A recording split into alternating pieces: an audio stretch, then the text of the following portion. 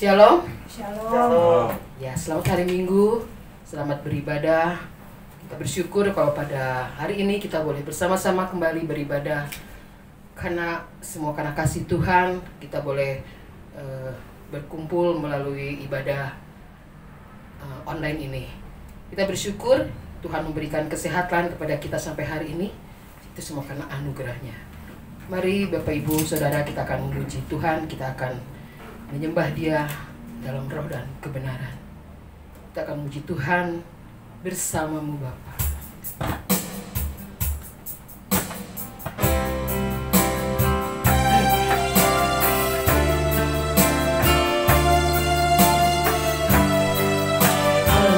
Terima kasih Tuhan, kebaikan.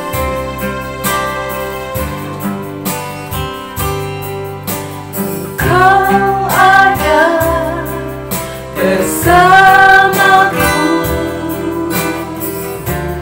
di setiap musim hidupku. Tak pernah kau biarkan ku sendiri. Kekuatan di jiwaku Tuhan, Kekuatan di jiwaku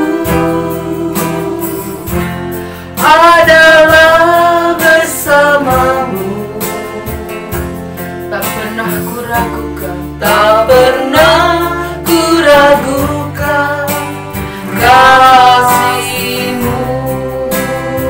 Engkau ada bersamaku Tuhan. Engkau ada bersamaku di setiap musim hidupku. Benar Tuhan, Tak pernah kau biarkan ku sendiri.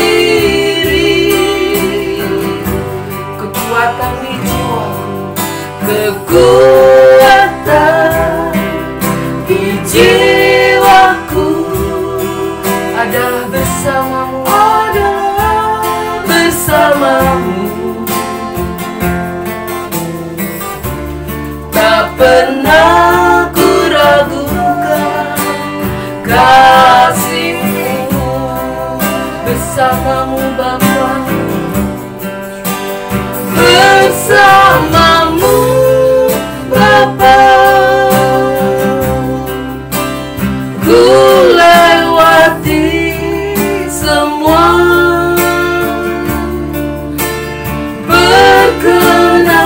Perkenanan-Mu yang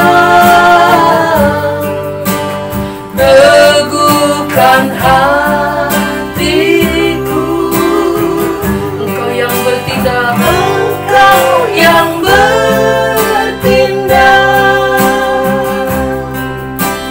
memberi pertolongan.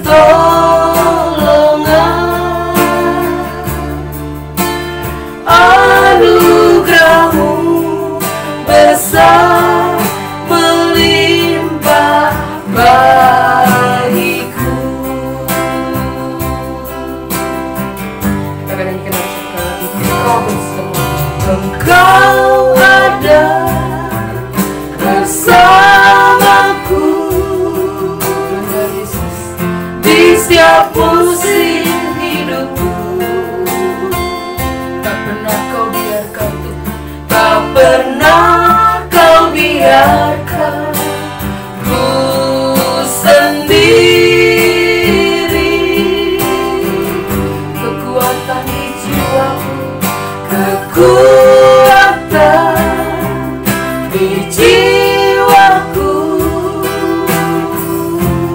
adalah bersamamu. tak pernah ku ragukan. Tak pernah ku ragukan kasih-Mu. Bersamamu Bapa, bersamamu Bapa, ku lewati semua.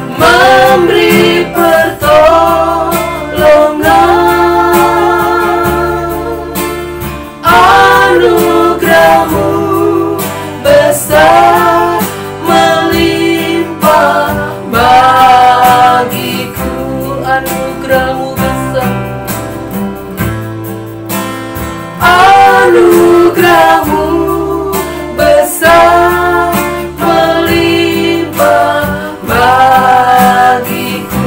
Anugerahmu besar, anugerahmu besar melimpah bagiku.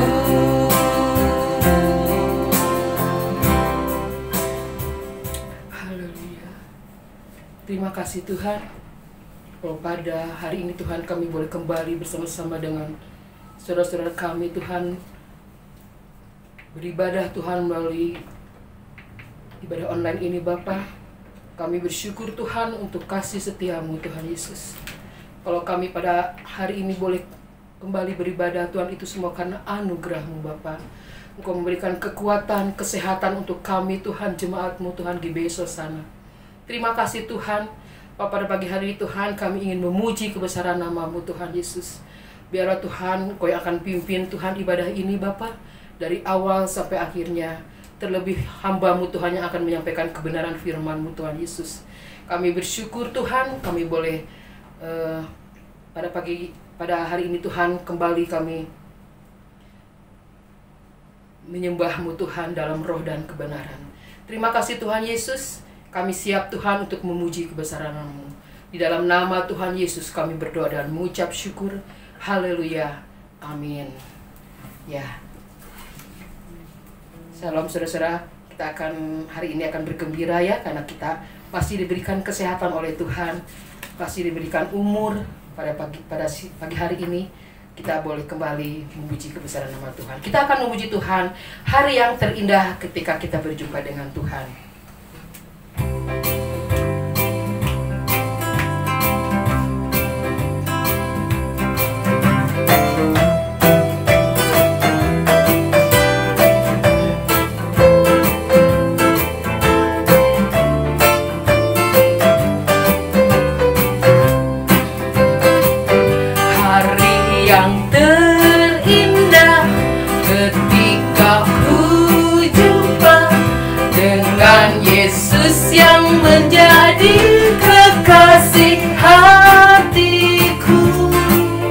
Walau banyak rintangan jalan yang dihadapan, kasih-Nya kini jadi kuatku. Di hatiku ada cinta-Nya, di hatiku ku cinta padanya. Ku ingin selalu mendengar suaranya, bertumbuh dalam imanku padanya. Di hatiku ada cinta-Nya, di hatiku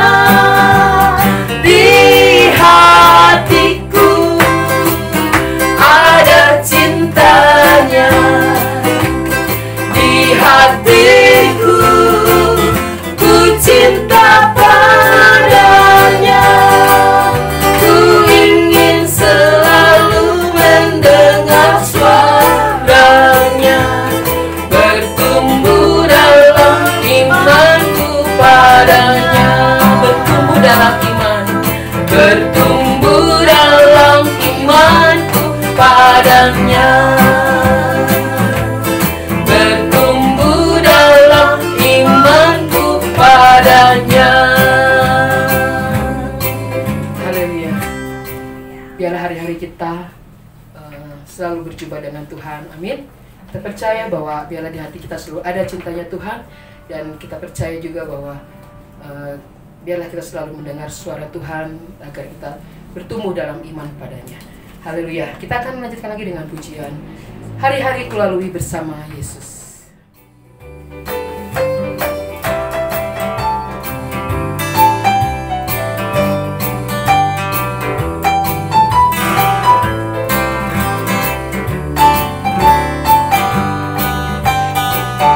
Hari-hari kulalui bersama Yesus, suka duka ku jalani bersama Yesus.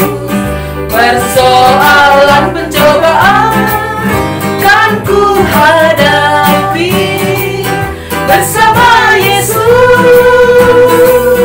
juru selamatku.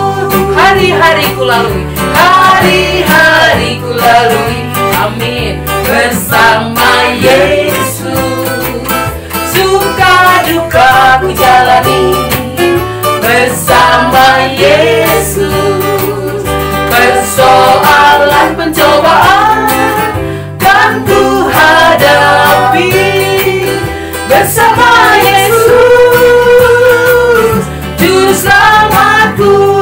Hari-hari ku lalui, hari-hari ku lalui, benar Tuhan, bersama Yesus, amin. Suka duka ku jalani bersama Yesus.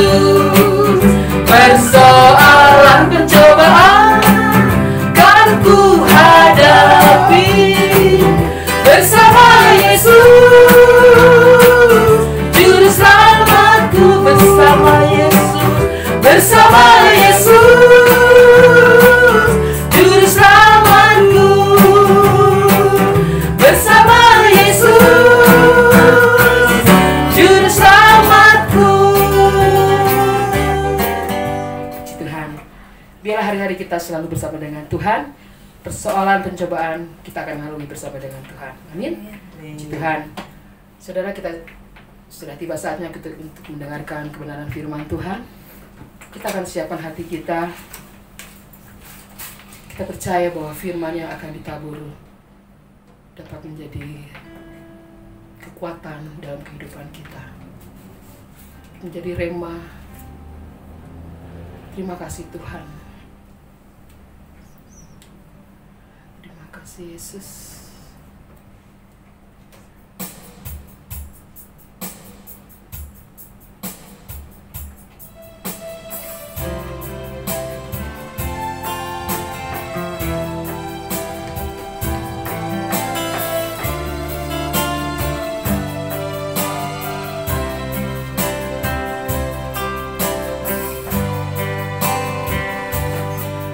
Yakin saat kau berfirman, ku menang saat kau bertindak.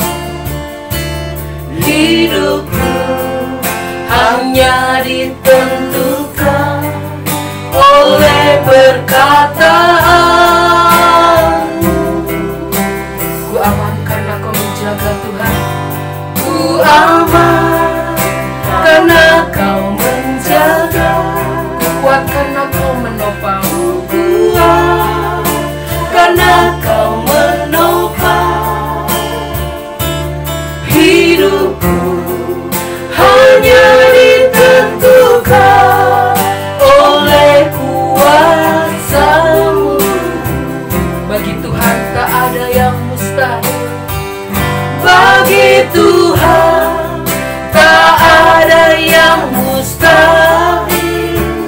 Bagi Tuhan tak ada yang tak mungkin. Mujizatnya disediakan bagiku. Ku diangkat dan dipulihkannya. Ku yakin saat kau berfirman.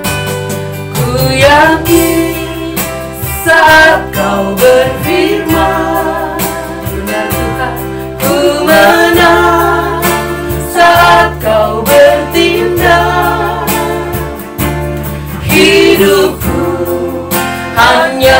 ditentukan oleh perkataanmu. Ku aman karena ku menjaga. Ku aman karena kau menjaga. Ku kuat karena kau menopang. Kuat karena kau menopang. Hidupku hanya ditentukan oleh kuasa-Mu. Bagi Tuhan tak ada yang Bagi Tuhan tak ada yang mustahil. Bagi Tuhan tak ada yang tak mungkin. Mujizatnya disediakan bagiku. Ku diangkat dan dipulihkannya. bagi Tuhan. Bagi Tuhan tak ada yang mustahil. Bagi Tuhan tak ada yang tak mungkin. Mujizatnya disediakan bagiku. Ku diangkat dan dipulihkannya. Ku diangkat dan dipulihkannya. Ku diangkat dan dipulihkannya. Mari kita berdoa.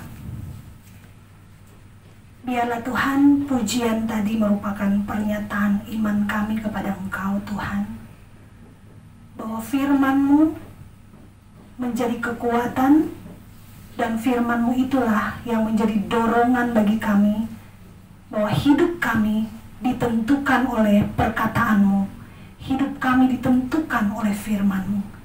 Biarlah pujian yang kami naikkan itu merupakan pernyataan iman kami, dihidupi di dalam iman kami kepada Engkau Tuhan.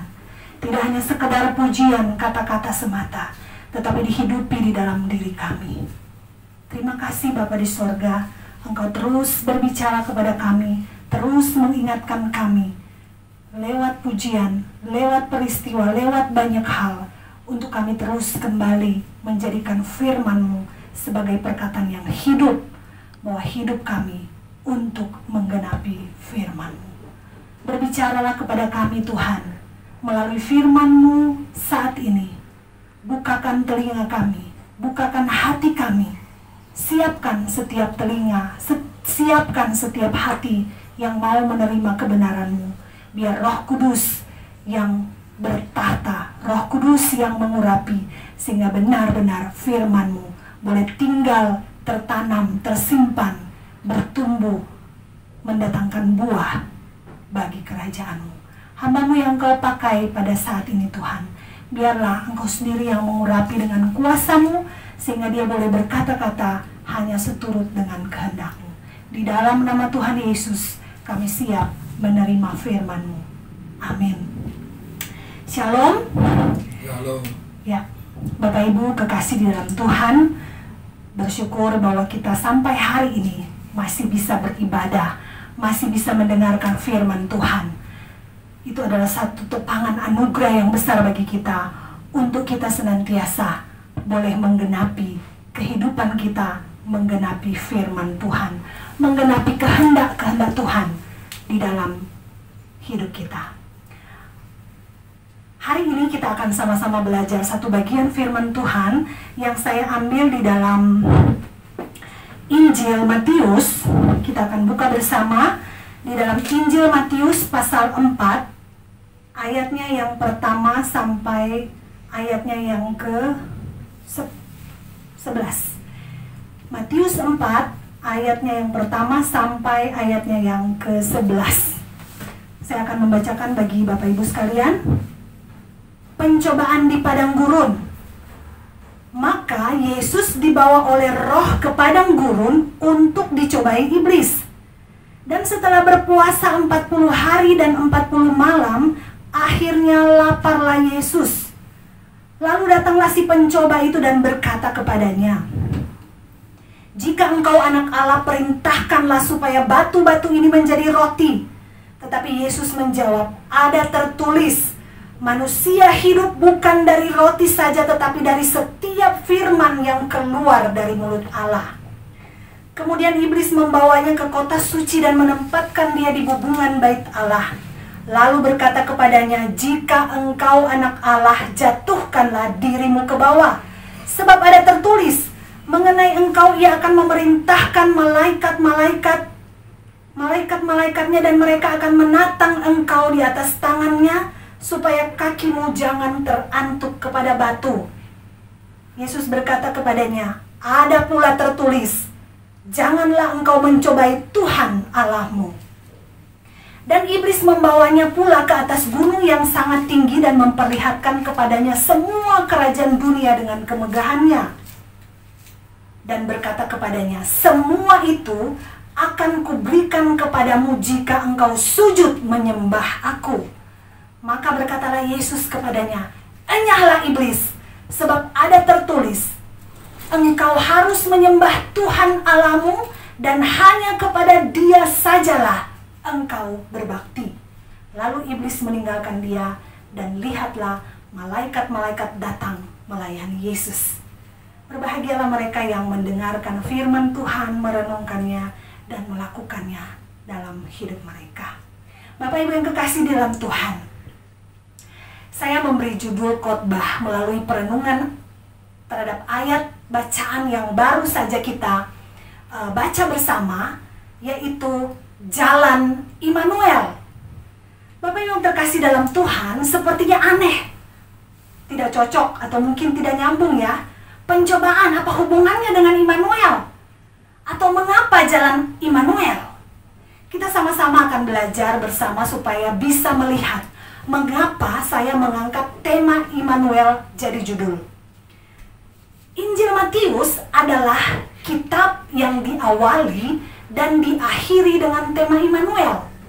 Perkataan malaikat Tuhan kepada Yusuf sebagai pembawa garis keturunan Mesias dan kepada murid-muridnya sebagai janji penyertaannya dalam melaksanakan amat agung sebelum terangkat ke sorga.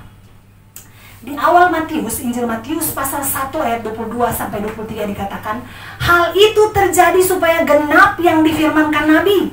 Sesungguhnya anak darah itu akan mengandung dan melahirkan seorang anak laki-laki, dan mereka akan menamai dia Immanuel," yang berarti Allah menyertai kita. Nubuat daripada kitab Nabi Yesaya tergenapi. Dan kemudian pada akhir dari Injil Matius, yaitu pada pasal 28 ayat 20b, dikatakan Yesus berkata kepada murid-muridnya, "Aku menyertai kamu senantiasa sampai kepada kesudahan zaman." Dia menyatakan kepada murid-muridnya bahwa dia adalah Sang Immanuel yang akan menyertai mereka senantiasa. Pemulihan Immanuel pertama sudah selesai dikerjakan.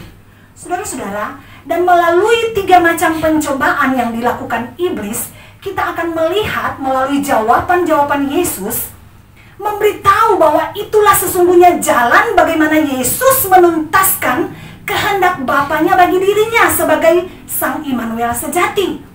Tidak lagi hanya berupa tabernakel di padang gurun, tiang api, tiang awan di padang gurun, atau bait suci di Yerusalem, tetapi dia benar-benar datang bertabernakel, dia menyertai umatnya selama-lamanya.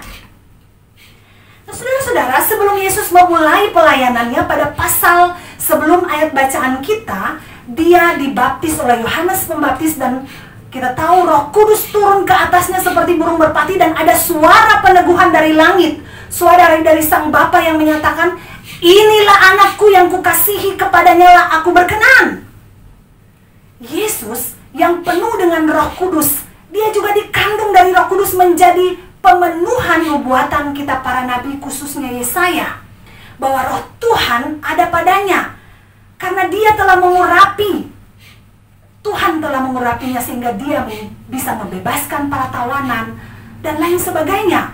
Menjalani jalannya sebagai Immanuel, Roh Tuhanlah yang membawa Yesus ke padang gurun, berpuasa 40 hari dan 40 malam, kemudian dicobai iblis. Fakta bahwa Roh Kudus yang membawa Yesus ke padang gurun untuk dicobai menunjukkan bahwa ini bukan pencobaan biasa. Tetapi Yesus dicobai sebagai perwakilan baru dari umat manusia. Perwakilan pertama kita tahu Adam. Ini dimaksudkan mengembalikan kekalahan wakil pertama yaitu Adam. Dan padang gurun, saudara-saudara, adalah gambaran tempat manusia berdosa yang terusir keluar dari Taman Eden. Gambaran gagalnya generasi pertama yang keluar dari Mesir, orang Israel, di mana mereka semua mati di padang gurun. Tersisa Yosua dan Kaleb dan generasi kedua. Allah sendiri yang membawa Yesus ke padang gurun untuk berhadapan dengan iblis. Karena pekerjaan Sang Immanuel dimulai dengan mengalahkan pencobaan iblis. Sampai dia, Yesus, menyelesaikan dengan perkataan di kayu salib. Sudah selesai. Pencobaan di padang gurun yang dicatat di dalam Injil Matius adalah urutannya kronologis, ya, berbeda dengan Lukas. Dan kita akan melihat bahwa pencobaan iblis kepada Yesus adalah pencobaan dari perspektif terendah menuju klimaks pada pencobaan yang tertinggi dengan perspektif yang terluas, saudara-saudara. Dan sekaligus jalan yang harus dilewati Yesus sebagai Sang Immanuel. Nah, jalan pertama kita akan melihat melalui pencobaan pertama. Dalam kondisi Yesus sebagai manusia, setelah berpuasa 40 hari 40 malam, kemudian lapar. Kebutuhannya adalah makanan. Padang gurun bukan pemukiman, bukan tempat pemukiman di mana mudah untuk mendapatkan makanan. Dengan kondisi selesai berpuasa dan lapar, iblis memulai pencobaannya dengan perkataan, "Jika engkau anak Allah, ubah batu-batu ini menjadi roti." Terjemahan lain, "Karena engkau anak Allah, ubah batu-batu ini jadi roti." Saudara-saudara, mengapa demikian? Karena iblis sebenarnya sudah tahu tentang identitas Yesus. Mengapa? Karena pasal sebelumnya kita tahu tadi bahwa saat dibaptis ada peneguhan dari Roh Kudus yang turun ke atasnya dan dari Allah Bapa sendiri bahwa dialah anak yang dikasihi dan kepadanya lah Bapa berkenan. Jadi iblis sudah tahu bahwa Yesus itu adalah anak Allah. Sehingga dia menyatakan, "Karena engkau anak Allah, ubah batu ini jadi roti." Pada pencobaan pertama ini, iblis mencobai Tuhan Yesus dengan menantang natur manusianya sekaligus natur keilahiannya. Kita tahu Yesus punya dua natur. Yesus sedang dalam keadaan lapar, itu natur manusia. Dan disuruh ubah batu jadi roti, melakukan mujizat natur ilahinya. Mungkin bagi pikiran kita manusia, ubah batu jadi roti bagi Yesus adalah perkara mudah. Kenapa tidak? Kenapa tidak dilakukan saja untuk menunjukkan kepada iblis bahwa memang dia anak Allah? Tetapi menarik bahwa Yesus menampik perkataan iblis dengan kalimat, "Ada tertulis, manusia tidak hidup dari roti saja, tetapi dari setiap firman yang keluar dari mulut Allah." Yesus tidak mengindahkan rasa laparnya, tidak menggunakan mujizat untuk membuktikan kepada iblis keilahiannya. Tetapi Yesus mengutip ayat firman Tuhan dari kitab Ulangan pasal 8 ayat 3, di mana orang Israel mau direndahkan hatinya oleh Tuhan, dibiarkan lapar untuk mengetahui apa yang ada di dalam hati mereka. Apakah mereka berpegang pada perintah Tuhan atau tidak? Meski mereka, saudara-saudara, kita tahu mereka tidak taat, tidak berpegang pada perintah Tuhan, tidak taat kepada firman Tuhan, tetapi Tuhan, saudara-saudara, memberi mereka makan mana selama 40 tahun di padang gurun. Kondisi Yesus dengan Adam di Taman Eden sangat berbeda. Adam berada dalam kelimpahan makanan, tidak sedang berpuasa. Hanya satu yang tidak boleh dimakan. Tetapi iblis datang dengan memelintir firman, dengan janji yang manis, Adam dan Hawa jatuh. Mereka tidak percaya dan tidak taat dengan firman Tuhan. Yesus melawan iblis bukan dengan perkataannya sendiri, tidak dengan mujizat juga, tetapi dengan firman yang tertulis. Saudara-saudara, ini poin penting juga saudara-saudara bagi kita. Betapa pentingnya firman yang tertulis, yaitu firman Allah ini, Alkitab. Jika kita tidak tahu, kita tidak mengerti, tidak pernah menyentuh, membaca, maka sebenarnya kita bukanlah orang Kristen. Kita bukan pengikut Kristus. Kita mau melawan iblis dengan apa? Adam pertama jatuh berkaitan dengan perut yang sebenarnya tidak lapar. Tetapi karena keraguan, ketidaktaatan itu sama dengan ketidakpercayaan terhadap firman Allah, membuat mereka anggap sepele dengan memakan satu-satunya buah yang dilarang untuk dimakan, yang membawa pada kematian rohani, terpisah dari Allah, terusir dari Taman Eden. Sebaliknya saudara-saudara, Adam yang kedua tidak mempedulikan perut yang lapar, tetapi mendahulukan apa yang menjadi makanan dia yang sesungguhnya, yaitu kita ingat percakapan Tuhan Yesus dengan perempuan Samaria di tepi sumur Yakub, ketika murid-murid heran mengapa Yesus, apakah dia sudah makan? Tetapi apa yang jawab Yesus? Dia adalah, makananku adalah melakukan kehendak Dia yang mengutus aku dan menyelesaikan pekerjaannya. Saudara-saudara, Adam pertama jatuh, tetapi kasih karunia Allah tetap mengikuti sehingga ada janji keturunan perempuan akan meremukkan kepala ular. Sehingga meskipun mereka terusir, mereka tetap berketurunan karena ada janji yang menyertai.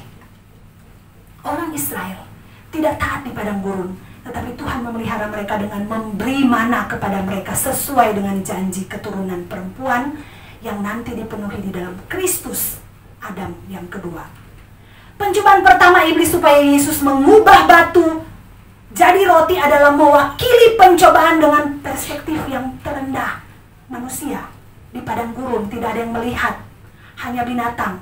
Dan itu menyangkut soal kebutuhan dasar manusia. Kita mungkin ingat teori Maslow, bahwa kebutuhan dasar manusia yang paling rendah adalah makanan, hal-hal yang fisik. Baru yang terakhir adalah aktualisasi diri. Yesus sedang lapar, kebutuhan dasarnya adalah perut sendiri. Dan Yesus menang dengan tidak mengikuti keinginan si jahat, meskipun dia sedang lapar dan baru selesai berpuasa. Yesus memilih taat pada kehendak Bapa, menang dalam pencobaan pertama adalah jalan pertama Sang Immanuel, yaitu menjadi roti, menjadi makanan yang memberi hidup kekal bagi umat tebusannya. Jangankan ubah jadi roti, saudara-saudara, nyawanya, dirinya sendiri dia serahkan jadi roti, jadi makanan bagi umat tebusannya. Itulah saudara-saudara mengapa dia waktu dilahirkan di kandang, diletakkan dalam palungan, tempat makanan binatang, menjadi makanan bagi domba-domba tebusannya. Karena dialah roti yang turun dari surga untuk memberi hidup kekal kepada barang siapa yang memakan daging dan darahnya, yaitu barang siapa yang percaya kepadanya. Mana di padang gurun adalah gambaran pemeliharaan sementara sampai dia, Yesus yang adalah roti yang hidup itu, yang turun dari surga datang menggenapinya. Dia menuntaskan dengan jalan tubuhnya terpecah-pecah dan darahnya tercurah sampai mati di kayu salib, menjadi makanan hidup kekal bagi umat tebusannya. Pencobaan pertama iblis ini juga diikuti, jika diikuti oleh Yesus, maka yang terjadi adalah jasmani memimpin rohani. Kebutuhan dasar fisik jasmani kita itu roti, makanan. Tetapi saudara-saudara, jangan, kita memang butuh itu, tapi jangan sampai kebutuhan dasar terendah ini, jasmani, kebutuhan jasmani kita memimpin kerohanian kita. Jasmani lebih tinggi, lebih kuat, dan lebih besar dari kebutuhan rohani kita. Orang Kristen yang senang dengan tanda mujizat seperti batu jadi roti dan selalu mengharapkan itu terjadi untuk memenuhi kebutuhan jasmaninya adalah gambaran orang Kristen yang masih kanak-kanak atau mau terus tinggal sebagai kanak-kanak rohani. Beralihlah saudara-saudara.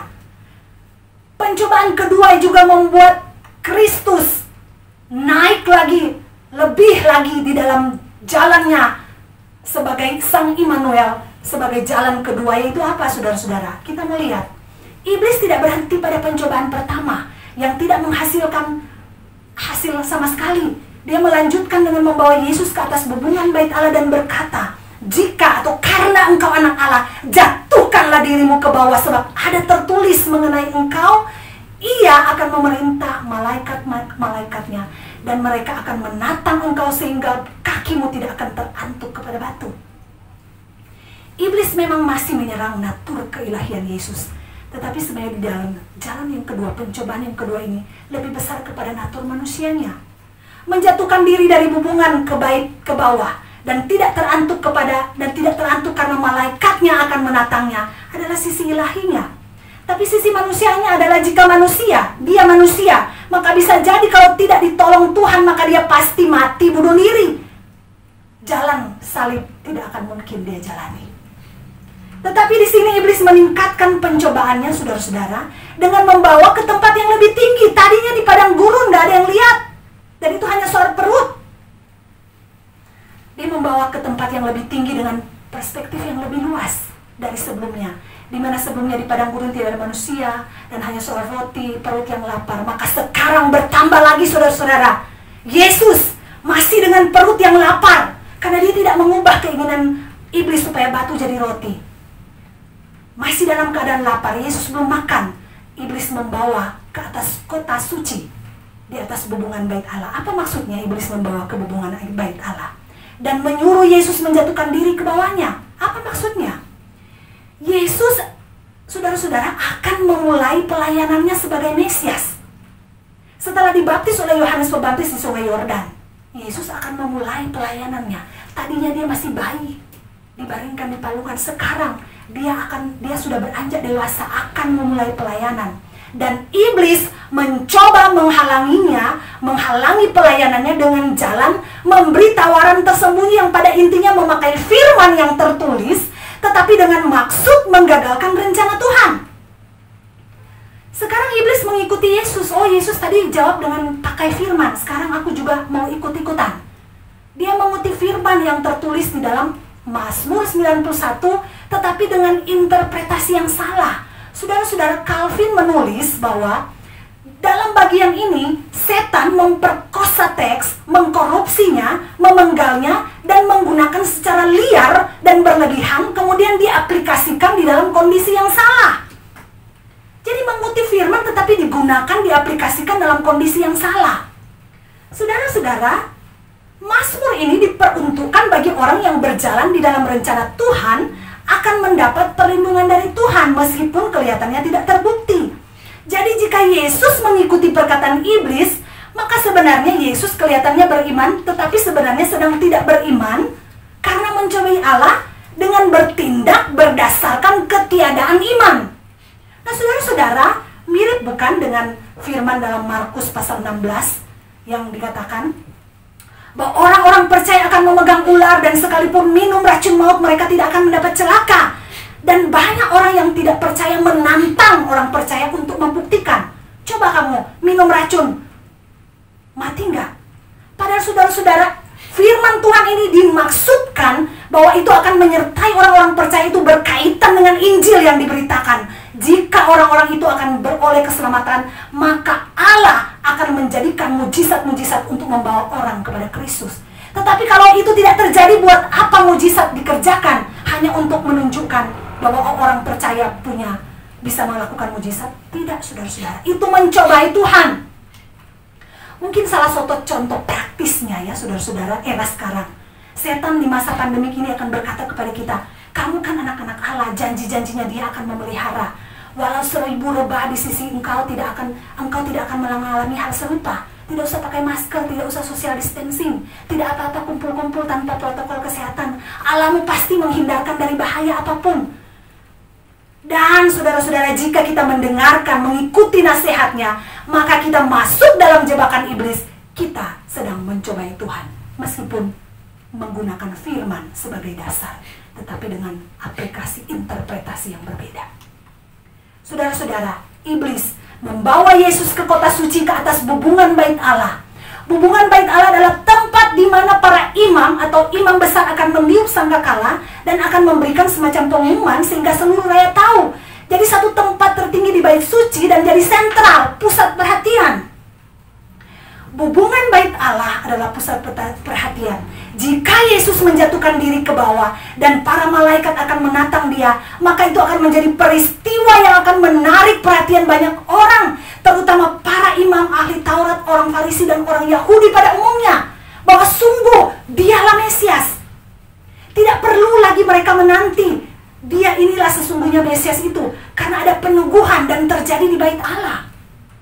Sehingga memulai pelayanannya, jika Yesus mulai pelayanan, tidak perlu lagi dia mengalami penolakan seperti pada masa dia akan dilahirkan, di mana tidak ada satu tempat pun yang menerima dia. Yang tersedia adalah kandang dan palungan untuk meletakkan kepalanya. Sekarang dia sudah dewasa dan akan memulai pelayanan, akan melibatkan banyak orang. Maka bait Allah sebagai pusat ibadah, di mana di situ tanda kehadiran Allah bagi umat Yahudi. Jadi saat Yesus menjatuhkan diri dan para malaikat menatangnya, maka Yesus tidak diragukan lagi adalah Mesias, karena dinyatakan di tempat pusat peribadatan orang Yahudi. Maka pasti penerimaan dan elu-elu mengagungkan dia mungkin yang akan terjadi.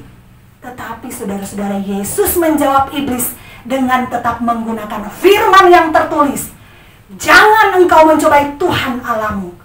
Kutipan dari Ulangan 6 ayat 16 yang merujuk pada pemberontakan Israel di Masa dan Meriba, yaitu di dalam kitab Keluaran pasal 17 ayat 7.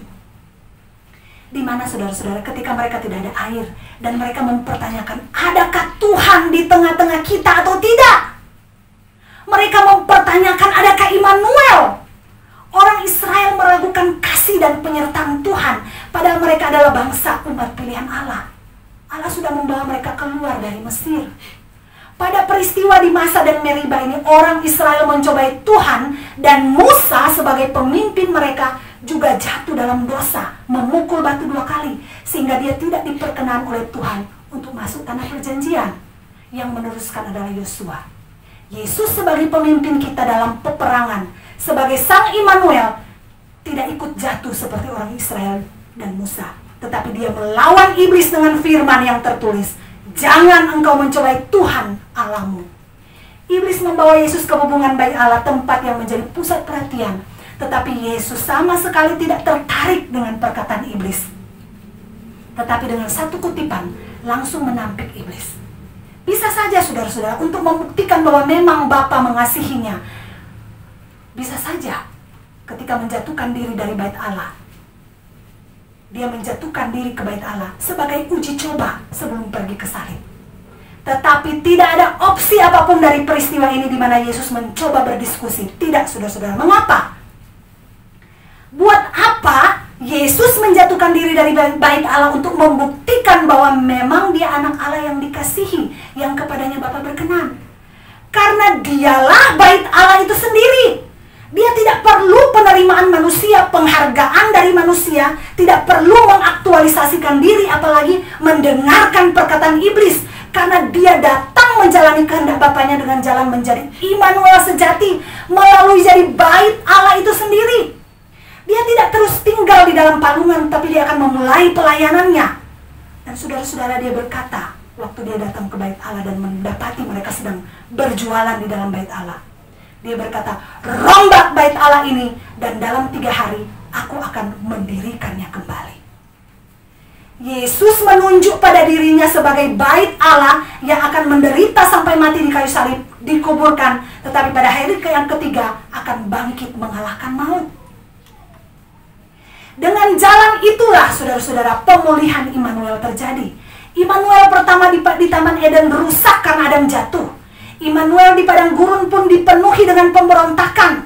Tetapi pemulihan Immanuel oleh Kristus adalah dengan menjadi bait Allah itu sendiri, bukan lagi di padang gurun, bukan lagi melalui kemah suci, bukan lagi menjadi bait Allah di dalam bait Allah di Yerusalem, tetapi Kristuslah bait Allah itu sendiri dengan dirombaknya dan dibangun dalam 3 hari.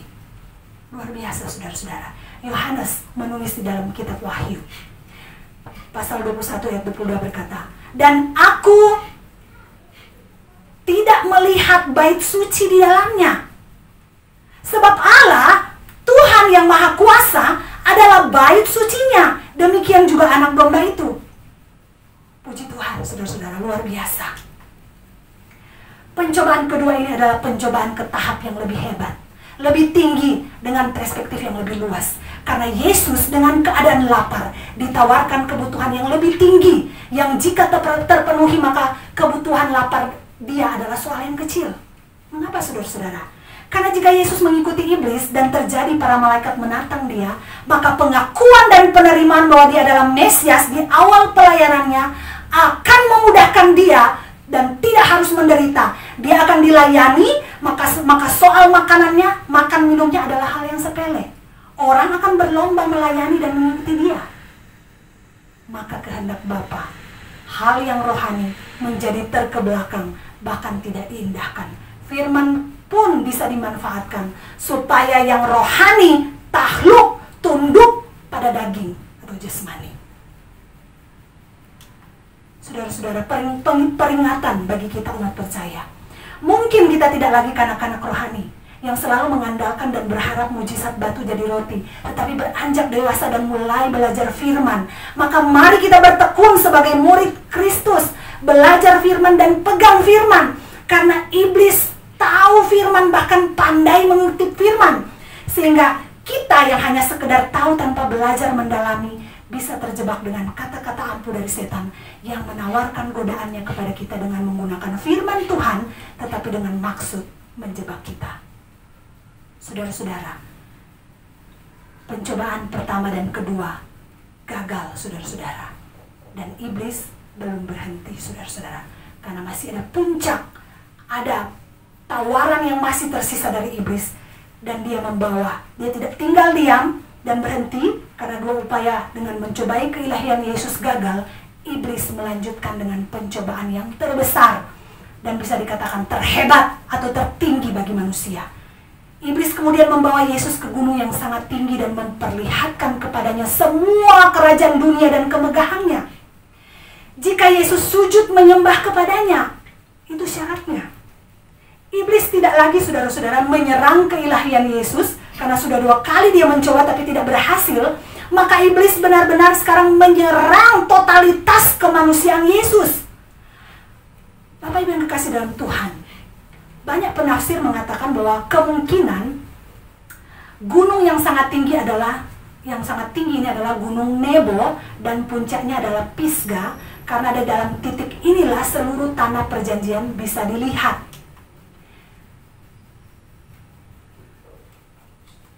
Di puncak inilah Allah membawa Musa dan memperlihatkan seluruh penjuru tanah perjanjian itu. Meski Musa sangat ingin untuk masuk, tetapi Allah tidak mengizinkan karena dosanya. Selain dosanya, Musa sendiri adalah gambaran dari hukum Taurat. Sedangkan tanah Kanaan, tanah perjanjian, adalah gambaran dari surga itu sendiri. Sehingga selain berdosa, Musa sebagai gambaran dari Taurat, maka Taurat tidak mungkin membawa seseorang masuk ke dalam surga. Yosua yang arti namanya sama dengan Yesus, yang menggantikan Musa, memimpin bangsa Israel masuk ke tanah perjanjian. Karena Yosua adalah gambaran Yesus Kristus yang menggenapi Taurat dengan membawa umatnya masuk ke dalam sorga, masuk ke dalam tanah perjanjian kekal, Kanaan sejati. Dan untuk masuk ke tanah perjanjian, mereka harus menyeberangi sungai Yordan. Sama seperti menyeberangi Laut Kolsum adalah gambaran dari kematian. Masuk ke dalam kematian sebelum masuk menduduki tanah perjanjian. Yesus harus mati terlebih dahulu agar bisa membawa umatnya masuk ke dalam kerajaan sorga, tanah perjanjian abadi, Kanaan surgawi. Iblis, saudara-saudara, membawa Yesus ke puncak gunung yang sangat tinggi, jauh lebih tinggi dari hubungan bait Allah, dan dengan perspektif terluas, yaitu semua kerajaan dunia dan kemegahannya. Mengapa ini saya katakan pencobaan tertinggi dengan perspektif terluas? 2 pencobaan sebelumnya menyerang 2 natur Yesus, tapi yang ketiga ini total natur kemanusiaan dan merupakan pencobaan terbesar karena berkaitan dengan totalitas manusia itu sendiri yang diwakili Yesus.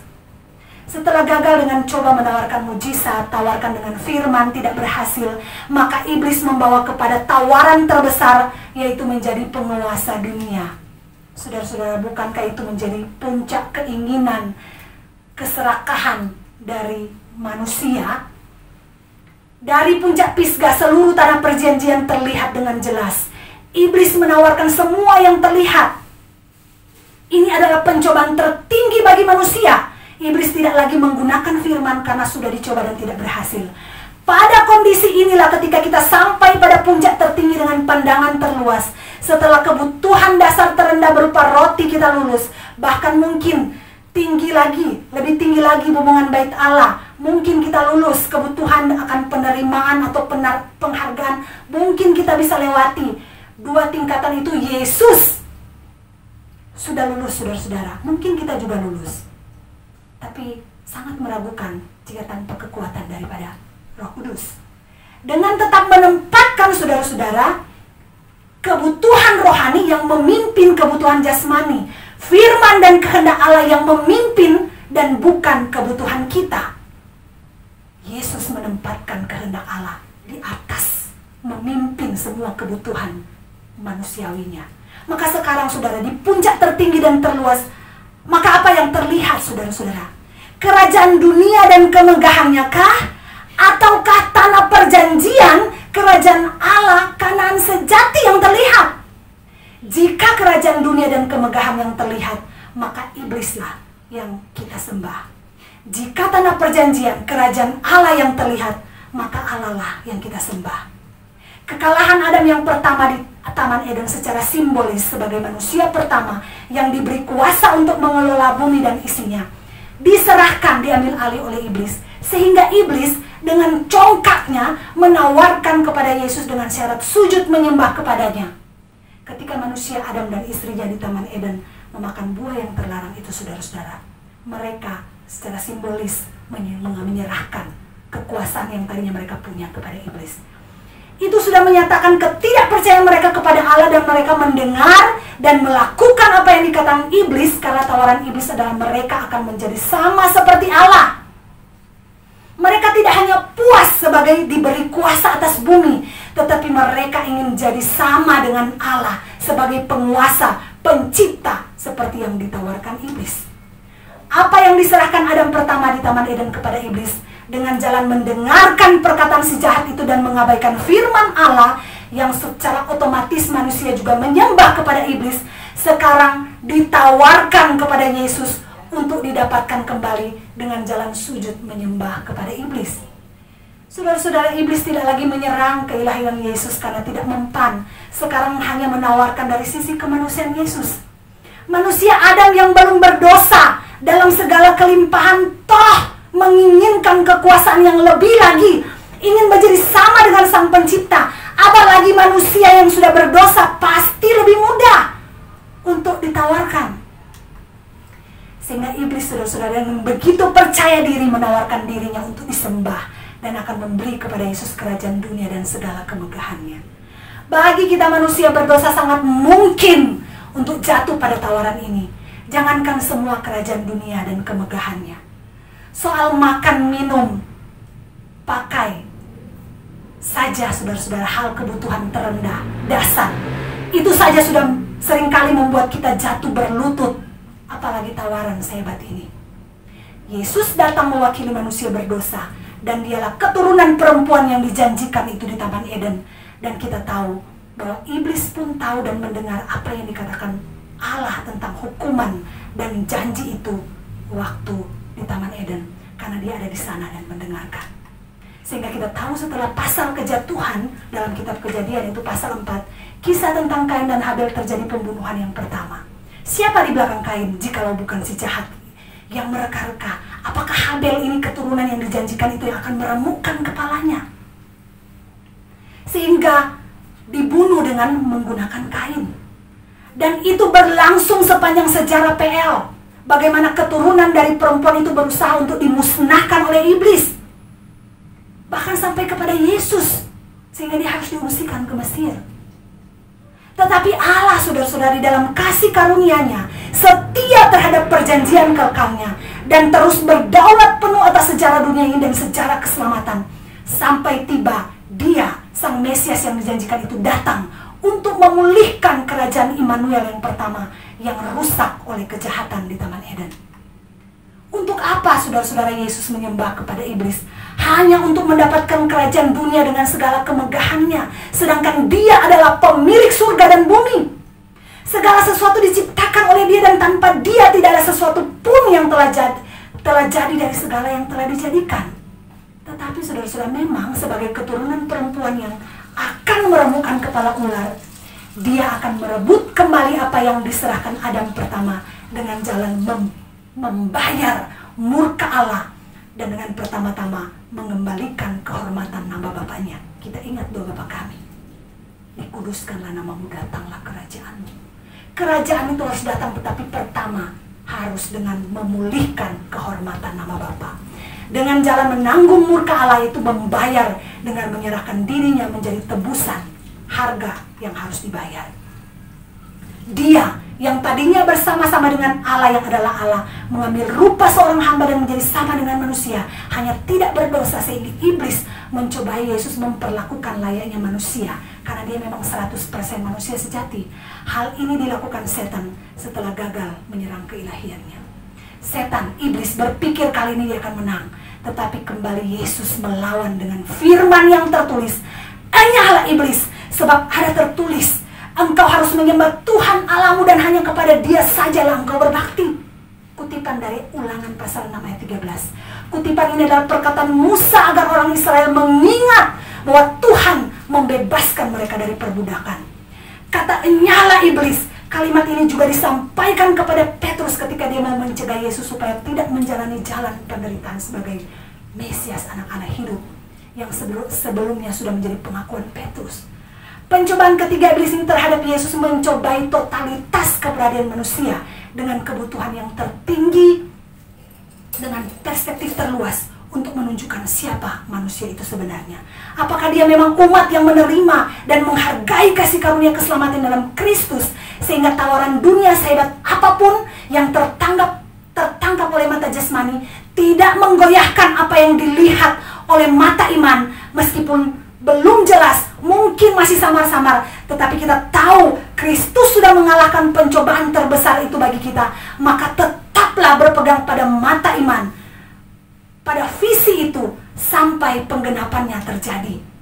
Siapa iblis? Makhluk ciptaan, dan Yesus harus sujud menyembah kepadanya. Oh tidak, saudara-saudara, Yesus menang telak dan tidak memberi kesempatan kepada iblis untuk mencobanya lagi, karena tidak ada lagi yang bisa ditawarkan oleh iblis. Sudah habis.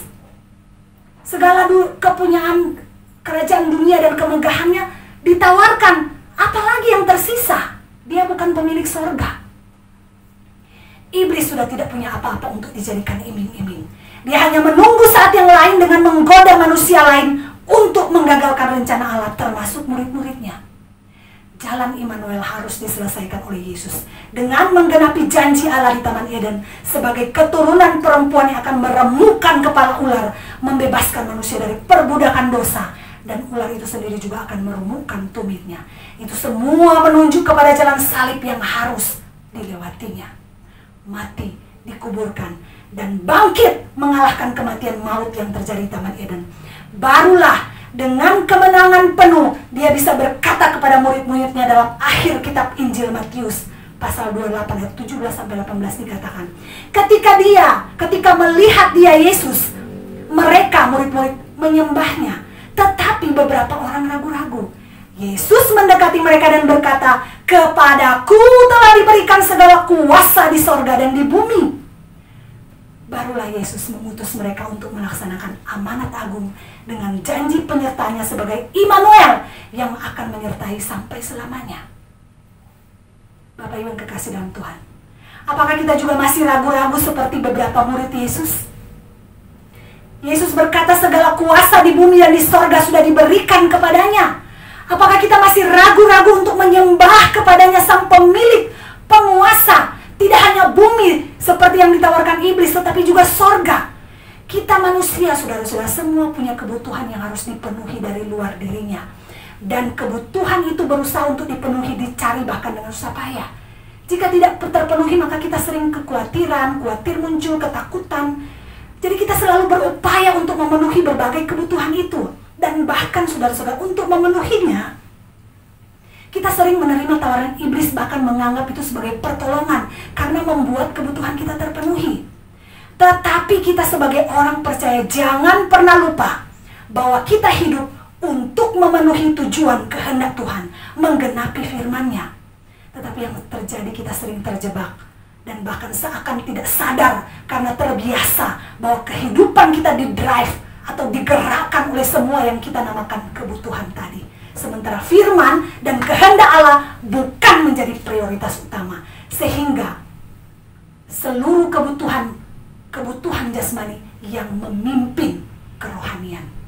Saudara-saudara, seluruh hidup kita di dunia yang sementara, kita hidup hanya sementara. Seberapa besar pun kuasa dan kekuasaan yang kita miliki hanya sementara dan terbatas. Tetapi Dia, Yesus, Sang Immanuel sejati, adalah penguasa, pemilik sejati. Maka sujudlah dan beribadah kepadanya tanpa keraguan.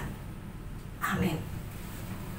Kita akan berdoa mengucap syukur untuk firman Tuhan. Saya serahkan kepada Bapak Gembala. Mari kita berdoa. Bapa kami yang ada di dalam surga, sebagai umat tebusan-Mu, kami telah menerima kelahiran kembali di dalam Roh. Kami dipimpin oleh Roh-Mu sendiri ke padang gurun kami masing-masing untuk dicobai. Bapa yang di dalam surga, kami memahami bahwa esensi pencobaan itu pada dasarnya adalah pencobaan jasmani, agar jasmani itu memimpin hal yang rohani. Namun Tuhan, yang kami alami dalam kehidupan sehari-hari, pencobaan jasmani memimpin rohani ini tidak beranjak dari yang itu-itu saja. Tidak ada peningkatan secara gradual mengenai kecanggihan dan kesulitannya. Ini menunjukkan bahwa kami berada dalam kestagnasian rohani kami masing-masing. Bapa yang di dalam sorga,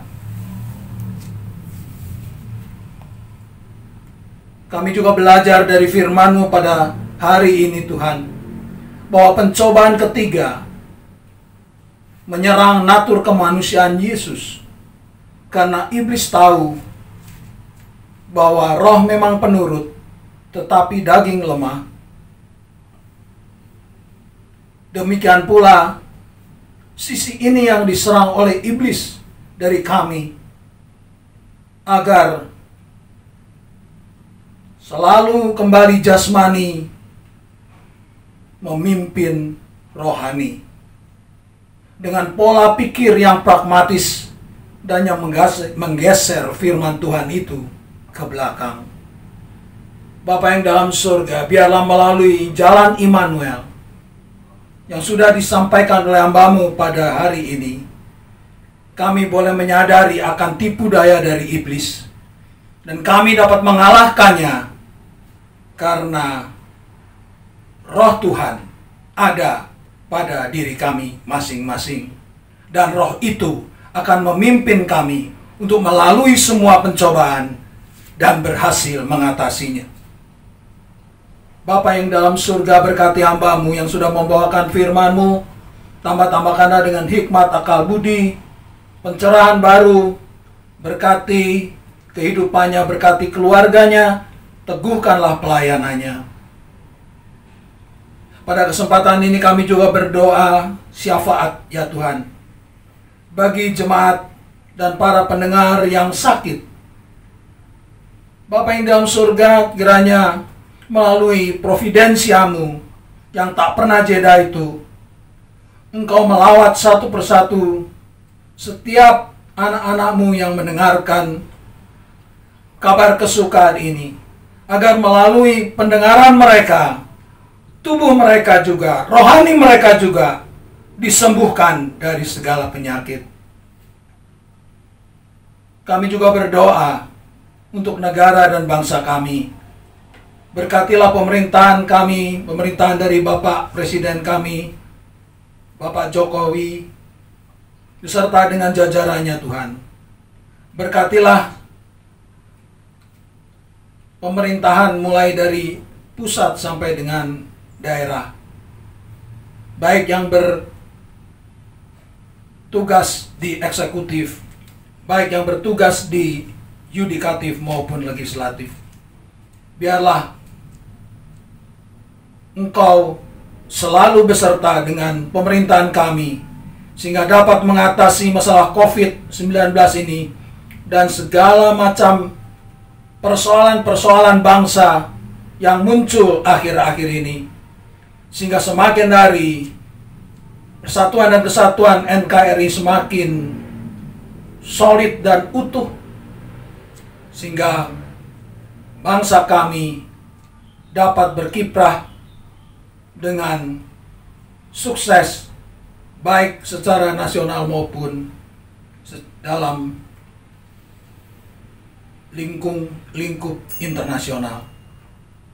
Bapa yang di dalam surga, kami serahkan doa permintaan kami ini hanya ke dalam satu nama yang menyempurnakan doa kami, yaitu dalam nama Tuhan Yesus Kristus. Amin. Marilah kita bersama-sama menerima berkat Tuhan. Kiranya kasih setia abadi dari Allah Bapa, anugerah dari Tuhan kita Yesus Kristus, dan pemeliharaan Roh Kudus ada senantiasa beserta dengan kita sekalian dari sekarang sampai selama-lamanya. Amin.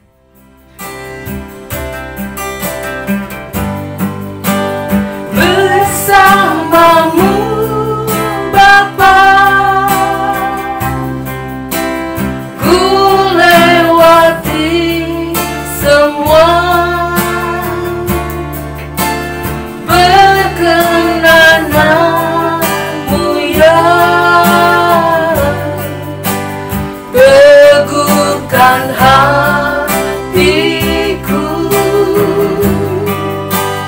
Engkau yang bertindak, memberi pertolongan,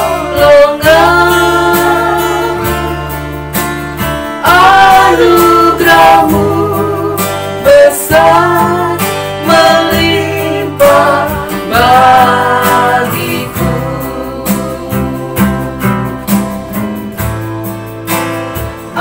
Anugerahmu besar melimpah bagiku. Anugerahmu besar, anugerahmu besar melimpah bagiku.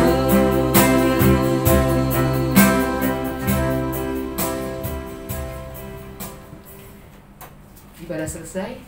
Selamat hari Minggu. Kita akan mendengarkan beberapa pengumuman. Tiap hari Jumat ada komsel online pada pukul 7 malam sampai 9 malam. Dan hari Minggu jemaat beribadah di rumah masing-masing dengan mengikuti tayangan ibadah online GB Sosana yang linknya akan dibagikan. Doa syafaat, saling mendoakan tiap-tiap jemaat dan juga berdoa bagi bangsa dan negara. Bagi saudara yang ingin memberkati pelayanan dan pekerjaan Tuhan di GB Sosana, untuk persembahan dan perpuluhan dapat disampaikan melalui transfer ke rekening gereja yang akan ditayangkan pada akhir ibadah ini. Kami segenap pengurus GB Sosana mengucapkan terima kasih kepada saudara yang telah memberkati pelayanan kami. Tuhan membalas dengan berlimpahnya. Salam sehat.